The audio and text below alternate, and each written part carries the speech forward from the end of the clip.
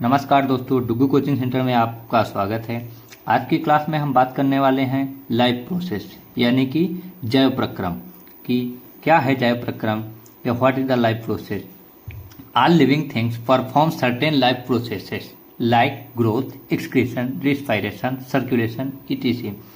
It means जितने भी जीवित वस्तुएं हैं जीवन जीने के लिए कुछ प्रोसेस करते हैं, जैसे ग्रोथ, एक्सक्रीशन, रेस्पिरेशन, सर्कुलेशन। अगर बात की जाए आपकी लाइफ प्रोसेस की डिफिनेशन के बारे में, all the processes like respiration, digestion which together keep the living organism alive and perform the job of body maintenance are called life process. It means अगर बात की जाए हिंदी की तो वो सभी प्रोसेस जैसे कि श्वसन, पाचन, वहन, उत्सर्जन, जितने भी प्रोसेस या प्रक्रम हम जीवन जीने के लिए करते हैं वो सभी जैव प्रक्रम या लाइफ प्रोसेस कहलाते हैं। चलिए अब आगे हम बात करते हैं पार्ट्स ऑफ लाइफ प्रोसेस की, यानी कि लाइफ प्रोसेस में क्या क्या होना आवश्यक है। तो सबसे पहले क्या है आपका न्यूट्रिशन, जिसके अंतर्गत आपका ग्रोथ और डाइजेशन दोनों आ जाएगा।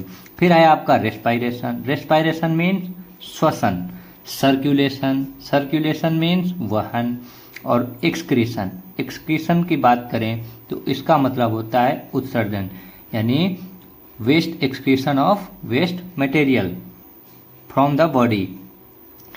न्यूट्रिशन, अब अगर बात की जाए कि nutrition, what is the nutrition, the whole process by which an organism obtain its food, यानी कि पोषण क्या है, भोजन ग्रहण करना, पचे भोजन का अवशोषण एवं शरीर द्वारा अनुरक्षण के लिए उसका उपयोग पोषण कहलाता है। अगर बात की जाए कि पोषण के आधार पर जीवों को कितने भागों में बांटा जा सकता है, तो पोषण के आधार पर हम जीवों को मुख्यतः दो भागों में बांट सकते हैं। जैसे कि पहला है आपका स्वपोषी और दूसरा है आपका परपोषी। अगर बात करें इंग्लिश की तो पहला है आपका न्यूट्रिशन इन प्लांट्स, दूसरा है न्यूट्रिशन इन एनिमल्स।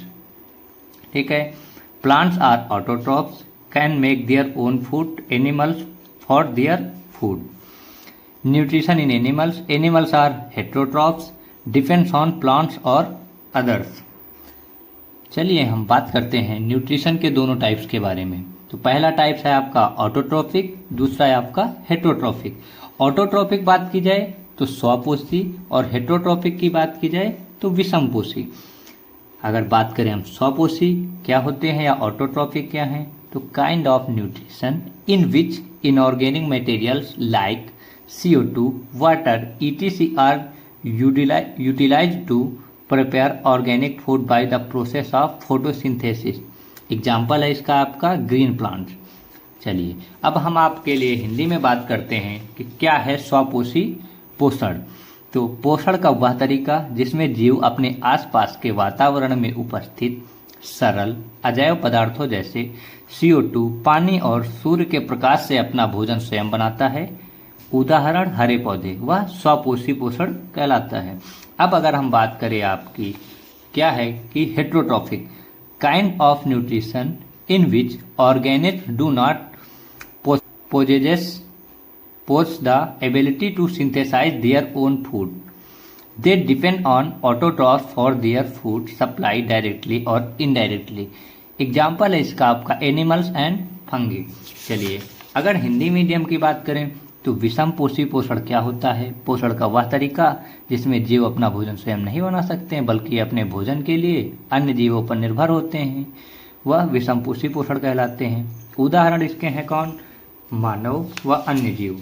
चलिए अब अगर हम आगे की बात करें तो आपने स्वपोषी पोषण में देखा या ऑटोट्रॉपिक न्यूट्रिशन में देखा कि plants are make their own food by the process of photosynthesis, यानी कि जो आपके स्वपोषी पोषण करने वाले पौधे होते हैं वो प्रकाश संश्लेषण की सहायता से अपना भोजन प्राप्त करते हैं, यानी कि फोटोसिंथेसिस के सहायता से। चलिए अब अगर हम बात करें कि ऑटोट्रॉपिक न्यूट्रिशन में और क्या क्या होता है, तो organism which carry out autotrophic nutrition are called autotrophs. Example है आपका ग्रीन प्लांट।